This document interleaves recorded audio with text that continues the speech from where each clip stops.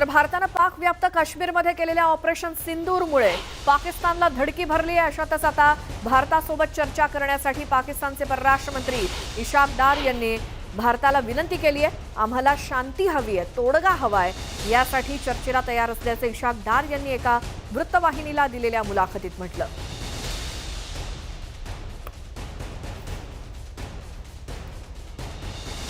पाकिस्तानचे परराष्ट्र मंत्री म्हणतात की आम्हाला शांती हवी आहे, आम्हाला तोडगा हवाय आणि त्यासाठी चर्चा करण्यास आम्ही तयार आहोत, असं पाकिस्तानच्या परराष्ट्र मंत्र्यांनी म्हटलं।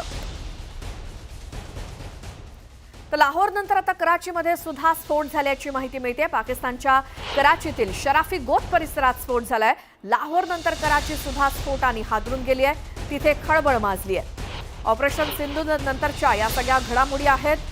2 ठिकाणी स्फोटाच्या घटना घडल्या आहेत, एक म्हणजे कराचीमध्ये आणि लाहोरमध्ये स्फोट घडून आले। लाहोर नंतर कराचीमध्ये देखील स्फोट झालाय।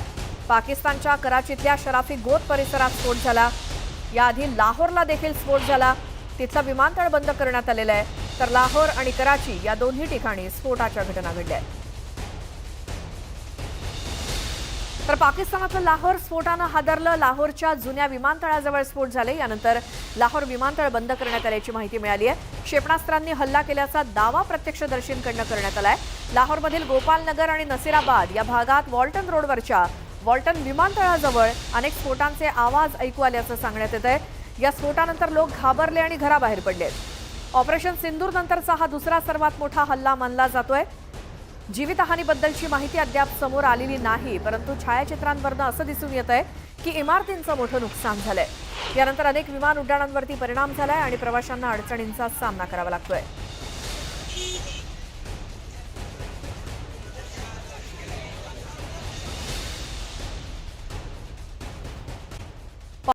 हेडलाइन्स प्रायोजक रामबंधू लोणचं मसाला, बेस्ट निवडा रामबंधू निवडा।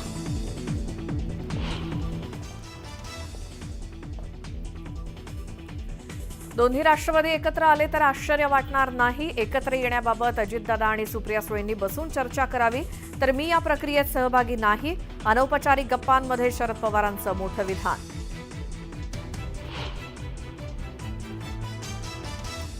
ऑपरेशन सिंदूरमध्ये 100 दहशतवाद्यांचा खात्मा, सर्वपक्षीय बैठकीत संरक्षण मंत्री राजनाथ सिंह यांचं विधान। न्यूज 18 लोकमतला वरिष्ठ सूत्रांची माहिती।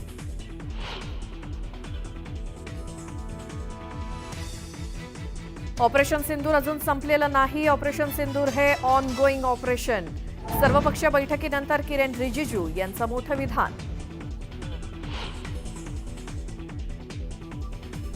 ऑपरेशन सिंदूर नंतर राजधानी दिल्लीत घडामोडींना वेग। पंतप्रधान मोदी आणि राष्ट्रीय सुरक्षा सल्लागार अजित डोभाल यांच्यात बैठक। सध्याच्या परिस्थितीवर जवळपास तासभर चर्चा। पाकिस्तानच्या कुरापती सुरूज पूंछमध्ये पाकिस्ताननं केलेल्या गोळीबारात 13 जणांचा मृत्यू। गुरुद्वारासह शाळांनाही केलं टार्गेट।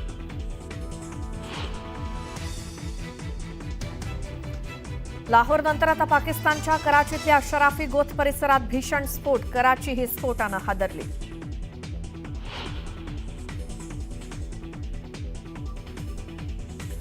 पाकिस्तानात लाहोर विमानतळाजवळ स्फोट। विमानतळाजवळ स्फोटाचे आवाज आल्यामुळे लाहोर विमानतळ काही काळासाठी बंद।